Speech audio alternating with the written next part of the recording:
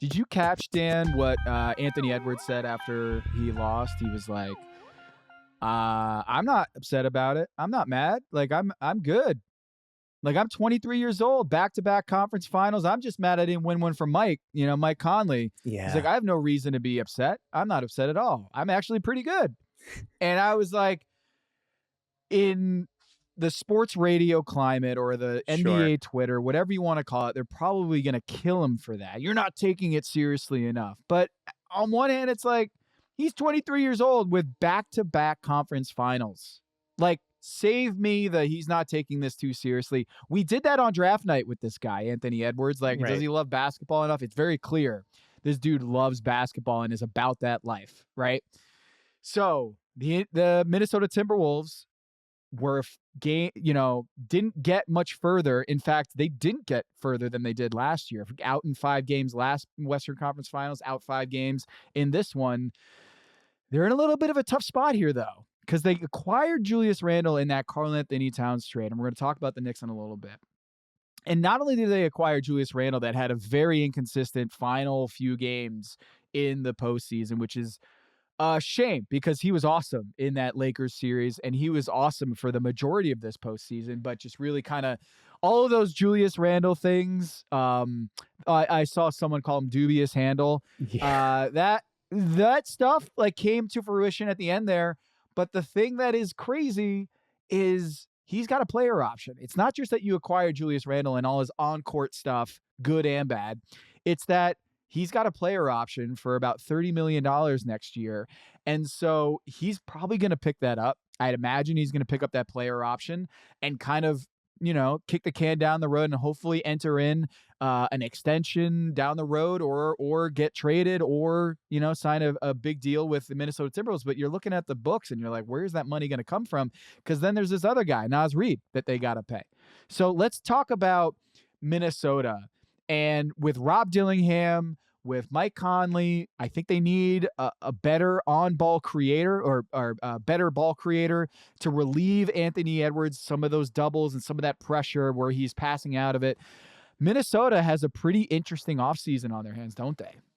Yeah, if for no other reason than this is like what you were trying to get ahead of with the Cat deal was, well, there's going to be massive luxury tax implications for us. Our ownership situation is changing. We're going to find out pretty soon how excited Alex Rodriguez and Mark Laurie and everybody are about ponying up for what promises to be a super expensive roster no matter what they decide to do. But I think you've set the table now for where their bet, the Tim Connolly's bet, that front office's bet, is that it's going to be Rob Dillingham to be the answer to who is that creator down the line and who is going to be able to take a larger on-ball role, be able to step into more minutes. You then run into some of the questions that you still get with Mike Conley, which is like, it's tough to live with a smaller point of attack guard. The Knicks have dealt with that certainly on their side. We'll talk about that in a little bit, but if you are able to lean into Rob Dillingham, does that compromise you on the defensive end? If not, maybe because you are able to sort of surround him with great size. Okay, yeah, but if this was like the start of Rudy Gobert's up and down decline period on his big contract, well, is there a way to move on from that? Is there like who is the best fit next to Ant and Rudy? Is it where you've got Randall and Naz? Like you're getting to all these big decisions and. Like, there's also guys that are going to force decisions, right? Like, one of the big bright spots in the Western Conference Finals was Terrence Shannon Jr., and he seems like a guy that's going to be able to push for more minutes next year. Well, where are they coming from? Is it coming from Nickeil Alexander-Walker, who is an unrestricted free agent? Well, probably not. You probably want to bring him back if all things are equal because he's a really important two-way player on your team.